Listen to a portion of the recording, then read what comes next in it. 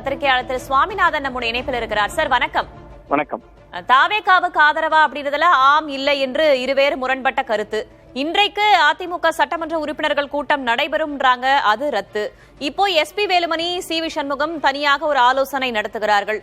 என்னதான் நடக்குது அதிமுகல? அதிமுகவுக்குள் இருவேறு கருத்துகள் இருக்கிறது என்பது இதன் மூலம் தெளிவாகிறது. எம்எல்ஏக்கள் கூட்டம் என்கிற ஒரு அறிவிப்பு, கிட்டத்தட்ட வெறும் 47 சட்டமன்ற உறுப்பினர்கள் தான் வெற்றி பெற்றிருக்கிறார்கள். வரலாற்றில் இல்லாத அளவிற்கு அதிமுக 3வது இடத்திற்கு தள்ளிவிடப்பட்டிருக்கிறது. முன் எப்போதும் இப்படியான சம்பவம் நடந்ததே இல்லை. அப்படியான சூழல கிட்டத்தட்ட 5 ஆண்டுகள் எதிர்கட்சிய வரிசையில் இருப்பார்கள் அதிமுக, மீண்டும் ஆளுங்கட்சியாக வந்து விடுவார்கள். 10 ஆண்டுகள் எதிர்கட்சி வரிசை என்பது ஒரு நீண்ட நெடிய காலம். திமுக பலமுறை இதை அனுபவித்திருக்கிறது. எம்ஜிஆர் அவர்கள் இருந்த போது ஒரு 13 ஆண்டுகள், ஜெயலலிதா அவர்களுடைய காலத்தில் 10 ஆண்டுகள். அதிமுகவால் அதிகாரம் இல்லாமல் அதிமுகவினரால் இருக்க முடியுமா என்பதே ஒரு கேள்விக்குறி. இந்த சூழல்ல தான் விஜய் அவர்கள் வெற்றி பெற்றிருந்தாலும் கூட அந்த வெற்றி என்பது ஒரு மைனாரிட்டி அரசாக அமைந்திருக்கிறது.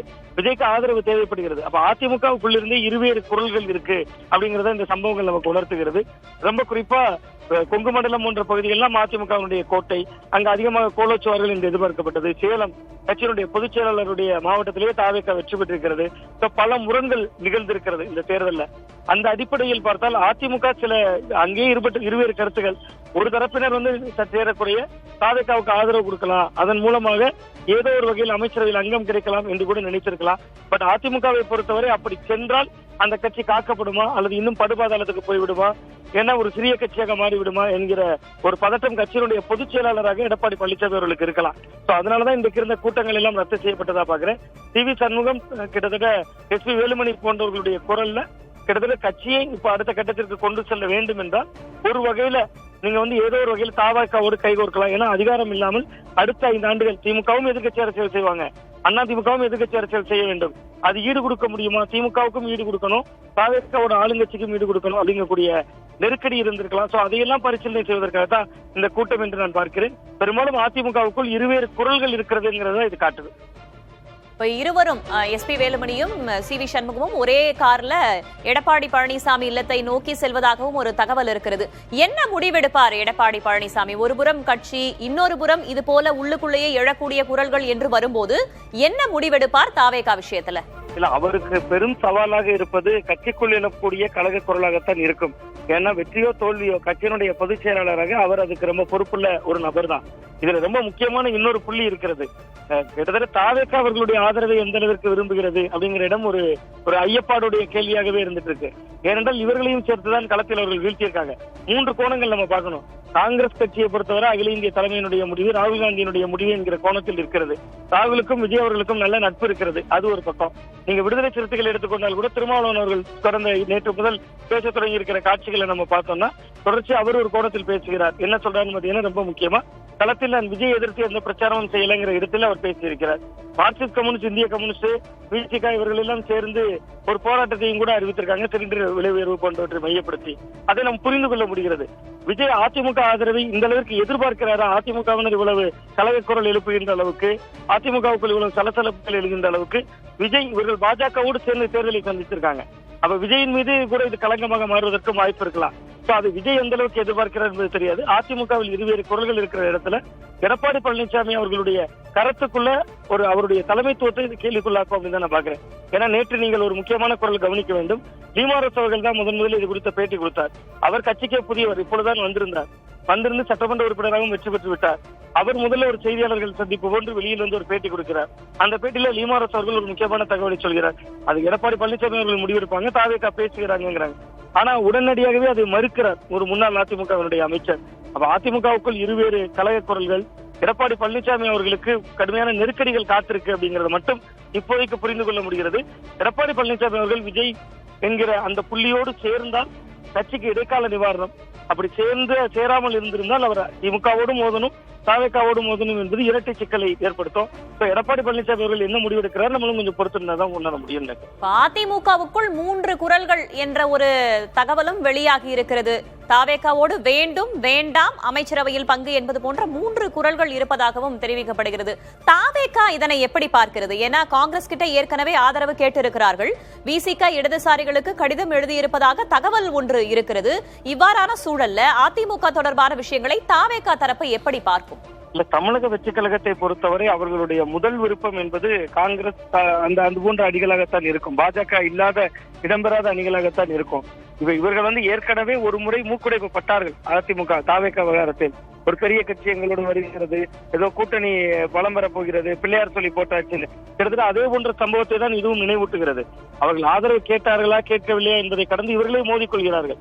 நீங்க ஒருவேளை அவர்களுக்கு காங்கிரஸ் கட்சி அறிவித்துவிட்டு பிசிகாவும் மார்க்சிஸ்ட் கம்யூனிஸ்ட் இந்திய கம்யூனிஸ்டும் ஆதரவு என்கிற நிலைப்பாட்டை எடுத்து விட்டா தாவேகாவுக்கு அதிமுகவே தேவையில்லை. பட் மார்க்சிஸ்ட் கட்சியை 8ஆம் தேதி தான் முடிவெடுப்போம் சொல்றாங்க. இப்ப அவகாசம் இருக்கிறது. அதிமுகவினர் ஒரு உள்கட்சிக்குள் ஒரு குழப்பத்தை இதன் மூலம் ஏற்படுத்தி இருக்கிறது. நீங்க தேர்தலுக்கு முன்பு ஜெயலலிதா அவர்களுடைய படத்தை பாக்கெட்டில் வைத்துக் கொண்டே செங்கோட்டையன் போன்றவர்களால் இணைந்து கொள்ள முடிகிறது. எம்ஜிஆர் லெகசியை இவர்கள் தங்களுக்கு உரிமையாக்கி கொண்டாங்க. தேர்தலுக்கு பின்பு தாவேக விவகாரத்தில் என்ன நிலைப்பாடு என்பதிலும் அதிமுக சுருங்க போகிறது. அதைதான் இது காட்டுகிறது. ஒன்றில் எதிர்கட்சி அரசியல் செய்யணும், இல்லையா தாவேகாவோடு நேரடியாக பேசணும். உள்கட்சி அரசியல் ஆலோசனை கூட்டம், எடப்பாடி பழனிசாமி அவர்கள் மாறுபட்ட சந்தித்து விட்டு வந்தவர்கள் மாறி மாறி கருத்து சொல்றது, இது அதிமுகவினுடைய எதிர்கால நலனை கேள்விக்குள்ளாகும். தாவேகா விரும்புவது அதிமுகவை அல்ல அப்படிங்கிறது என்னுடைய பார்வையாக இருக்கிறது. அப்படிதான் புரிந்து கொள்கிறேன் அரசியலை பார்ப்பது என்கிற முறையில. தாவேகாவினுடைய விருப்பம் என்பது பாஜக இடம்பெறாத ஒரு அணியிலிருந்து வரக்கூடிய கட்சிகள். அப்படி வரதன் மூலமா தாவேகாவுக்கு 2 லாபம் இருக்கு. ஒன்று, திமுகவை தனிமைப்படுத்துகிறது. 2029 பாராளுமன்ற தேர்தலில் ஒரு பிரதமர் வேட்பாளர் கிடைக்கிறார். அதுதானே ஒரு புதிய கட்சிக்கு எதிர்காலம். 2029 தேர்தலில் மீண்டும் விஜயை முன்னிலைப்படுத்தி தேர்தலை சந்திக்க முடியுமா? அந்த தேர்தல் மோடி வெர்சஸ் ராகுல் தான். ஜெயலலிதா அவர்களுடைய காலத்துல நடந்தது 14ல. மோடியா இந்த லேடியான்னு கேட்டாங்க. அன்னைக்கு தனியாக நின்ற திமுகவின் நிலைமை என்ன? அப்ப இன்னைக்கு விஜய்க்கு வருகிற பாராளுமன்ற தேர்தலிலும் ஒரு முகம் தேவை. அந்த அடிப்படையில திமுக கூட்டணியில் இருக்கிற கட்சிகளை ஈர்ப்பதற்குத்தான் வாய்ப்பு அதிகமாக இருக்குன்னு நான் பாக்குறேன். அதிமுகவில் 3 குரல்கள் என்ற தகவல் ஒருபுறம் இருக்க, அதிமுகவில் தாவேகை நோக்கிய ஒரு நகர்வு என்பதை பாஜக எப்படி பார்க்கும்? பாஜக ரசிக்குமா? இல்ல, பாஜக கிட்டத்தட்ட காங்கிரஸோடு போவதை விட அதிமுகவோடு போவது லாபம் என்று அணுகலாம். நீங்க காங்கிரஸோடு தாவேகா கைகோர்ப்பதை விட இடையில இருக்கக்கூடிய அண்ணா திராவிட முன்னேற்ற கழகம் 47 சட்டமன்ற உறுப்பினர்களை வைத்திருக்கிறது. தாவேகாவும் அதிமுகவும் சேர்ந்தா காங்கிரஸ் அங்க தேவைப்படாது. அதனால் இவர்கள் முந்திக் கொண்டு போனால் கூட பாஜக தலையிடாதுன்னு தான் நான் பாக்குறேன். இன்னொன்று, பாஜகவுக்கான இடம் என்பது ஒரு இடம் தான் தமிழ்நாட்டுல இருக்கு. லாஜிக்கலா பார்த்தா பாஜகவுக்கு அது லாபம். நீங்க கிட்டத்தட்ட அதிமுகவும் தாவேகாவும் போயிருச்சுன்னா காங்கிரஸ் மீண்டும் திமுக பக்கம் தான் இருக்கும். அப்ப அது விஜய் என்கிற ஒரு சக்தியோடு பாராளுமன்ற தேர்தலில் மோதும் பொழுது அது வெற்றி தோல்வி எப்படி இருக்கும் என்பது யூகிக்க முடியாதது. அதே நேரத்தில் நீங்க காங்கிரசும் தாவேகாவும் சேர்ந்து விட்டால் பலம் பொருந்திய அணியாக மாறிடும். அது பாஜகவுக்கு இன்னும் பலவீனப்படுத்தும். இந்த கணக்குகளால் பாஜக இந்த முறை ஒரு வேடிக்கை மட்டும்தான் பார்க்கலாம். வேண்டுமானால் அதிமுகவை அந்த அணியோடு சேருங்கள் என்று உந்தியை தள்ளுகிற இடம் நோக்கி நகரலாம் அப்படின்னு தான் நான் பாக்குறேன். ஏற்கனவே பல்வேறு சவால்களை கடந்துதான் கட்சியின் பொதுச் செயலராக நினைத்து நிற்கிறார் எடப்பாடி பழனிசாமி. தற்போது 3 குரல்கள் என்ற நிலையில் எப்படி சமாளிக்க போகிறார்? அவர் என்ன வியூகத்தை வகுக்க வாய்ப்பு இருக்கிறது தாவேகா விஷயத்துல? இல்ல, தாவேகா விவகாரத்தை பொறுத்தவரை எடப்பாடி பழனிசாமி அவர்கள் ஏற்கனவே பல சவால்களை சந்தித்து விட்டு வந்திருக்கிறார். அப்போது சந்தித்த சவால்களை விட இது முற்றிலும் வேறுபட்டது. இதுவரை சந்தித்ததெல்லாம் உள்கட்சி விவகாரம். உள்கட்சியில் பொதுச் செயலாளர் ஆகிவிட்டார். அவர் பொதுச் செயலாளர் ஆன பின்பு பல தேர்தல்கள் தோல்வி, கிட்டத்தட்ட 10 தேர்தல்களுக்கு மேல் தோல்வி. ஆனா எல்லா தோல்விகளுக்கும் விட இந்த முறை வெற்றி பெற்றிருந்தால்தான் ஒரு மருந்து தடவப்பட்டிருக்கும். இந்த முறையும் தோல்வி. அப்ப கிட்டத்தட்ட தாவேகாவை நோக்கி நகரணும், கூட்டணி போகணும் என்பது உள்ளிருந்து ஒரு பெரிய அழுத்தம் வருகிற பொழுது ஏதோ ஒரு வகையில் அவர் அதுக்கு உடன்பட வேண்டிய சூழல் ஏற்படலாம். பட் அது விஜய் விரும்புகிறாராங்கிறதான் கேள்வி. அதுக்குதான் இரட்டை சிக்கல். மத்தளத்துக்கு இருபுறமும் அடி என்பதை போலத்தான் இப்பொழுது அதிமுகவுடைய நிலைமை. அதனால எடப்பாடி பழனிசாமி அவர்களுக்கு இது சவாலான காலகட்டமாகத்தான் இருக்கும். அவர் தாவேகாவை விரும்பலாம், தொண்டர்கள்லாம் சொல்லிட்டாங்க போயிடலாம்னு நினைக்கலாம். பட் தாவேகா இவர்களே அதிகமாக விரும்புகிறதா என்கிற ஒரு கேள்வியும் தொடர்ந்து துரத்தி கொண்டே இருக்கிறதுனால அந்த இடம் ஒரு முடிவெடுக்க முடியாத சூழல்ல தான் இன்றைய நாளை கடத்தும் அப்படிதான் நான் பாக்குறேன். தமிழக வெற்றி கழகம் ஏற்கனவே காங்கிரஸ் கிட்ட ஆதரவு கேட்டு விட்டார்கள்.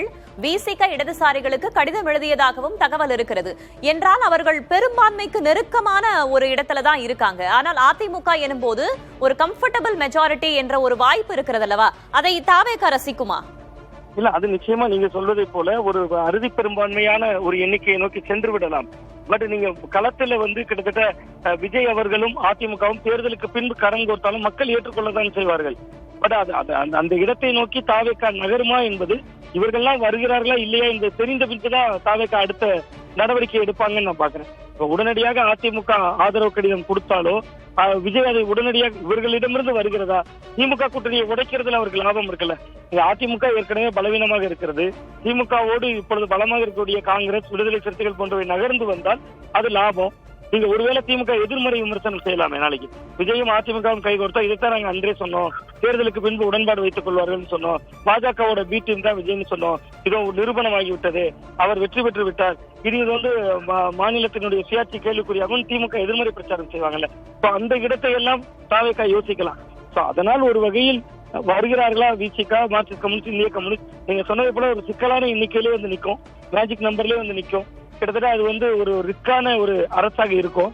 பட் அதுக்காக வந்து அதிமுகவை இழுக்கலாமா இல்லையா என்பது தாவேகா இன்னும் கொஞ்சம் தெளிவாக 2 நாட்கள் கழித்துதான் முடிவுக்கு வருவாங்க அப்படிங்கறத நான் நினைக்கிறேன். தாவேகா பொறுமையாக தான் அந்த முடிவை எடுப்பார்கள் அப்படின்னு சொல்லியிருக்கீங்க. இணைப்பில் வந்தமைக்கு நன்றி திரு சுவாமிநாதன்.